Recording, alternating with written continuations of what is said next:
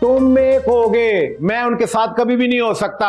अगर तुझे कोई इतराज है तो अपनी बीबी को लेके चला जा, मैं खुद संभाल लूंगा अपने दुश्मनों को। क्या कह रहे हैं अब्बा जी आप? जो तूने सुना, अगर तू मेरा साथ नहीं दे सकता तो मुझे इमोशनली कमजोर भी ना कर। 15 सालों में मैं इस लड़ाई से कमजोर नहीं पड़ा, अब भी नहीं पड़ूंगा। ये जंग हमेशा जारी रहेगी। अब्बा जी, बड़े बड़े मुल्कों की लड़ाइयां ना या तो रोकना पड़ती हैं या रुक जाती हैं। आखिर अब्बा जी सुलह तो करनी पड़ती है ना, तो आप भी कर लें। तो ये सुलह तो नहीं हो सकती। हाँ, अगर तूने सुलह करनी है तो मेरी लाश से गुजर के कर ले, ओवर माय डेड बॉडी। हैं? लेटें।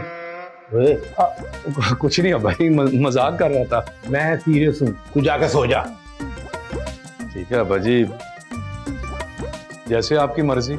हाँ तो मेरा घर मेरी मर्जी, तू जा सो।